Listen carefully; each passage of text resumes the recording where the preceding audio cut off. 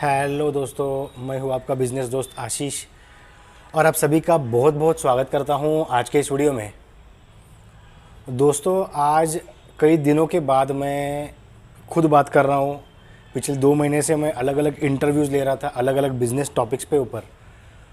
तो इंटरव्यूज़ इतने बड़े हो रहे थे कि मुझे बात करने का मौका ही नहीं मिल रहा था, क्योंकि इंटरव्यू 25-25, 30-30 मिनट के हो रहे थे, जिसको एडिट कर करके मैं 15-16 मिनट 20 मिनट के दरमियान उसको ला रहा था। तो ऐसे में मुझे ज़्यादा वक्त मिला नहीं कि आपसे बात कर सकूं, तो सोचा एक छोटा सा वीडियो बनाऊं और आपसे थोड़ी बातचीत कर लूं मेरे करंट सिचुएशंस के ऊपर, इंटरव्यूज़ के ऊपर, आपके रिस्पॉन्सेस के ऊपर। तो दोस्तों, पिछले 2 महीने से जैसे मैंने ये अलग अलग इंटरव्यूज़ लेना शुरू किया है, आप सभी से बहुत ही अच्छा रिस्पांस मिल रहा है, बहुत ही अच्छे व्यूज़ बढ़ रहे हैं। तो इसके लिए आपका प्रेम पूर्वक धन्यवाद। आप सभी का प्यार ऐसे ही बरकरार रहे, ताकि मुझे भी एक मोटिवेशन मिलता है। अभी फ़िलहाल मैं कार एक्सेसरीज़ या फिर जनरल स्टोर्स, किराना ग्रोसरी स्टोर्स, उसके ऊपर इंटरव्यूज़ मेरी पाइपलाइन में है, जो बहुत ही जल्द आपके लिए पेश करूँगा। तो ऐसे ही प्यार बरकरार कीजिए, वीडियो को देखते रहिए। तो दोस्तों, आज हम 3 बिज़नेस ऑप्शन के ऊपर बात करने वाले हैं। 3 बढ़िया बिज़नेस ऑप्शन जो मुझे बहुत अच्छे लगे, जितने भी मैंने इंटरव्यूज़ लिए उनमें से। तो इसका मतलब ये नहीं है कि यही 3 बिज़नेस आपको करने चाहिए। वैसे हर बिज़नेस अच्छा होता है जिसमें आप एक्सपर्ट हो, जिसमें आप कॉन्फिडेंट हो, आपको लगता है वो बिज़नेस करना चाहिए। वो बिज़नेस आपके लिए एक अच्छा बिज़नेस ही होता है। पर जो बिज़नेसेस मुझे अच्छे लगे पर्सनली, उनको मैं बताने वाला हूँ आज के इस वीडियो में। सबसे पहला और सबसे बेस्ट बिज़नेस जो है, वो अनफॉर्चुनेटली वीडियो ज़्यादा चला नहीं। इसके पीछे क्या वजह है वो मुझे खुद को पता नहीं, पर जो बिज़नेस मुझे सबसे बढ़िया लगा वो है ग्लास का बिज़नेस। जी हाँ दोस्तों, आप में से कुछ लोग ऐसा सोचते होंगे कि मैं ग्लास का बिज़नेस क्यों कह रहा हूँ, क्योंकि ऑनेस्टली मुझे खुद इस बिज़नेस के बारे में ज़्यादा पता नहीं था। पर जब मैं इंटरव्यू लेने के लिए गया था ग्लास के दुकान में, तो जो शॉप ओनर थे मिस्टर ओमकांत पाटिल सर, उन्होंने काफ़ी डिटेल में मुझे इस बिज़नेस के बारे में बताया इंटरव्यू ख़त्म होने के बाद।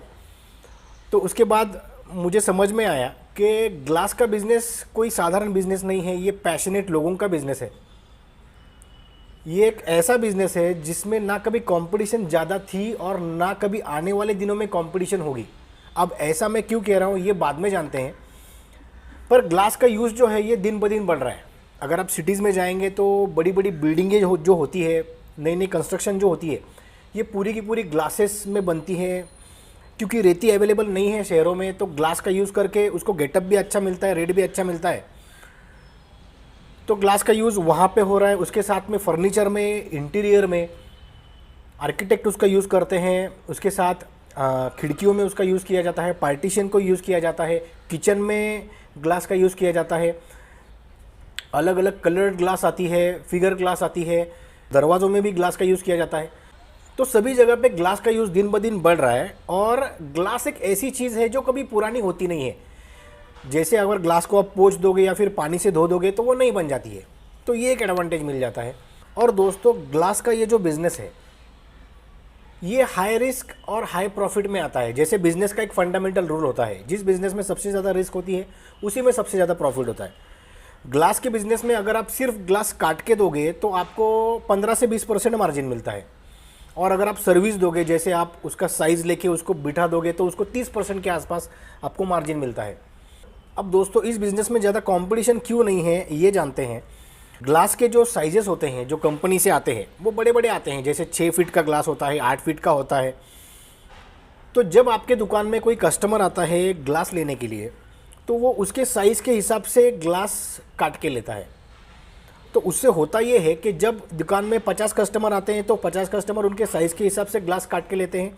उनकी अलग अलग रिक्वायरमेंट होती है, तो उसके 50 कट पीस साइड में पड़ जाते हैं दुकान में।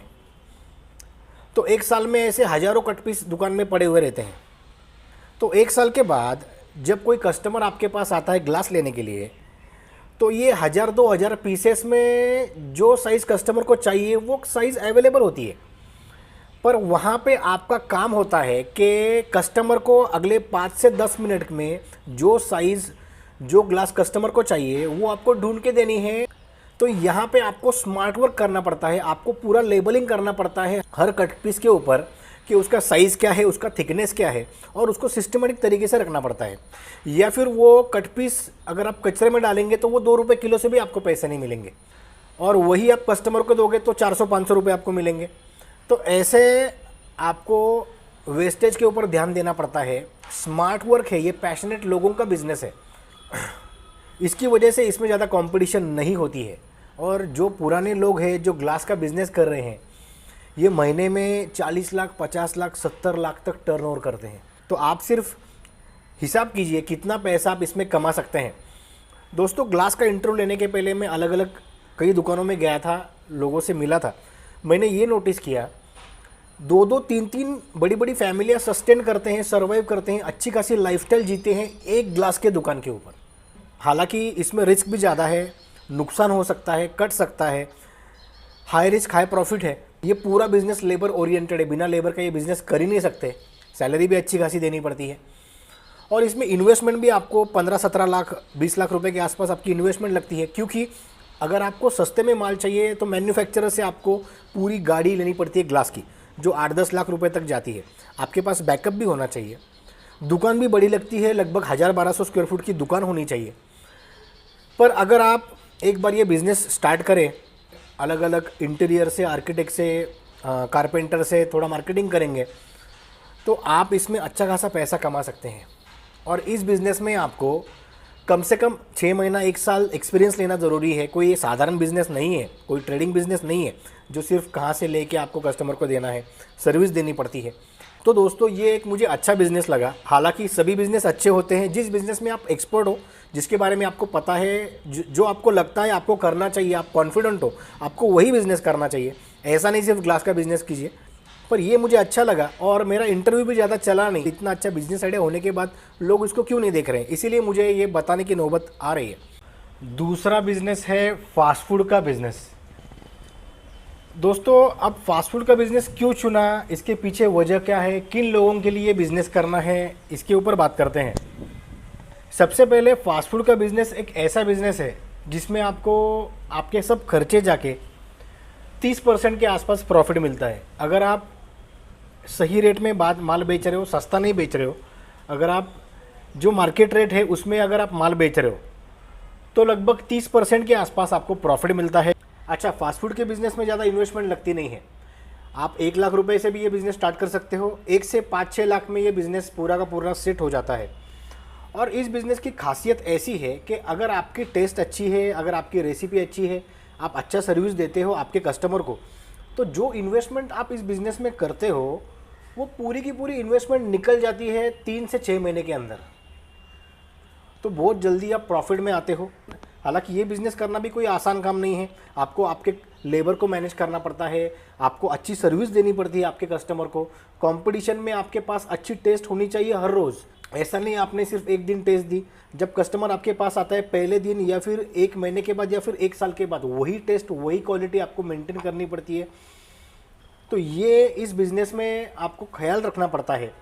आप दुकान में हो या फिर दुकान में ना हो, आपके कस्टमर को वही टेस्ट वही सर्विस देनी पड़ती है।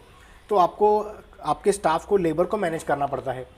इसमें ऐसा नहीं है कि आपको फास्ट फूड आना चाहिए या फिर आप शेफ़ होने चाहिए, पर आपको एटलीस्ट फास्ट फूड के बारे में, टेस्ट के बारे में पता होना चाहिए। लोगों को क्या पसंद आता है, क्या देना चाहिए। अगर आपका शेफ़ छोड़ के जाता है तो दूसरे शेफ़ से कैसे वही टेस्ट आपको मेंटेन करनी है, ये आपको पता होना चाहिए। शेफ़ को तो वैसे आपको संभाल के ही रखना पड़ता है, पर अगर चला जाता है तो दूसरे को भी मैनेज करना आना ज़रूरी है। तो इस तरह से फास्ट फूड का बिज़नेस एक अच्छा बिज़नेस है, पर यहाँ पे आपको इन्वेस्टमेंट भी करनी पड़ती है, पर उससे ज़्यादा आपको इन्वॉल्व होना पड़ता है इस बिज़नेस में। तीसरा बिज़नेस ऑप्शन है हार्डवेयर का बिज़नेस। अब दोस्तों, हार्डवेयर के बिज़नेस को क्यों चुना, ये जान लेते हैं। सबसे पहले, हार्डवेयर का ये जो बिज़नेस है, ये काफ़ी वास्ट बिज़नेस है, काफ़ी बड़ा है। मतलब इसमें आप अलग अलग वैरायटी रख सकते हैं। अगर आपका बजट 5 से 6 लाख रुपए है तो भी आप ये बिज़नेस कर सकते हैं, या फिर आप इसमें आपका बजट बढ़ा के 50 लाख का भी दुकान बना सकते हैं। तो इस तरह से काफ़ी ग्रोथ कर सकते हैं आप एक दुकान के ऊपर। इसके साथ में हार्डवेयर के जो प्रोडक्ट्स आते हैं, ये maximum product non branded product होते हैं, उसके ऊपर कोई MRP होती नहीं है। तो ये एडवांटेज मिल जाता है दुकानदार को कि इसमें लगभग आपको 30% प्रॉफिट मार्जिन मिलता है। इसके साथ में हार्डवेयर के बिजनेस में आपको कोई ऑनलाइन कंपटीशन का भी खतरा होता नहीं है। हार्डवेयर की दुकान में आप हार्डवेयर के प्रोडक्ट बेच सकते हैं, प्लम्बिंग मटेरियल प्रोडक्ट बेच सकते हैं, बिल्डिंग मटेरियल के प्रोडक्ट्स आप रख सकते हैं। इसके साथ में आप इलेक्ट्रिकल प्रोडक्ट रख सकते हैं, पेंट के प्रोडक्ट रख सकते हैं। तो ऐसी कई सारी वैरायटी आप इस एक दुकान में बेच सकते हैं। हालांकि हार्डवेयर के बिजनेस के लिए आपको बड़े दुकान की ज़रूरत होती है या फिर आपके पास एक बड़ा गोडाउन होना ज़रूरी है। और दूसरा, इसमें अगर छोटा सा निगेटिव पॉइंट अगर आप देखेंगे तो इसमें आपको थोड़ी उधारी देनी पड़ती है। जैसे फास्ट फूड के बिज़नेस में आपको उधारी देने की ज़रूरत नहीं है, पर हार्डवेयर के बिज़नेस में आपको उधारी देनी पड़ती है, क्योंकि आपके बड़े बड़े बिल्डर्स, कॉन्ट्रैक्टर्स आपके कस्टमर्स होते हैं। तो ये एक थोड़ा सा डिसएडवांटेज होता है।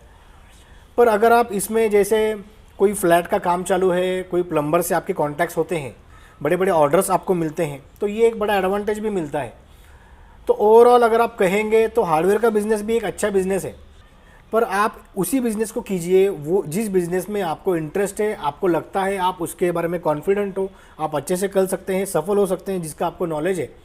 तो दोस्तों, यही 3 बिज़नेस ऑप्शंस मुझे अच्छे लगे पिछले कुछ इंटरव्यूज़ में से। आशा करता हूँ आज के इस वीडियो से आपको थोड़ी बहुत नॉलेज मिली होगी। तो ऐसे अलग अलग इंटरव्यूज़ के लिए हमारे इस यूट्यूब चैनल को सब्सक्राइब कीजिए। और दोस्तों, मेरी और एक रिक्वेस्ट है आप सभी से कि जो बिज़नेस के रिलेटेड आप इंटरव्यूज़ देखना चाहते हैं, मुझे कमेंट सेक्शन में कमेंट करके बताइए, ताकि मुझे भी थोड़ी आइडिया मिले कि आप किस तरह के बिज़नेस देखना चाहते हैं, किस तरह से वीडियो की उम्मीद है। इसके साथ में कौन से क्वेश्चंस आपको स्पेसिफिक आपको जानकारी चाहिए, वो भी आप कमेंट सेक्शन में टाइप करके मुझसे पूछ सकते हैं। मैं ज़रूर वो सभी सवाल पूछूंगा शॉप ओनर को और जानकारी दूंगा, एक जेन्युइन इन्फॉर्मेशन देने की कोशिश करूंगा हमारे इस यूट्यूब चैनल पे। तो दोस्तों, मिलते हैं अगले वीडियो में एक नए इंटरव्यू के साथ, एक नए बिजनेस टॉपिक के साथ। तब तक के लिए गुड बाय दोस्तों, एंड टेक केयर।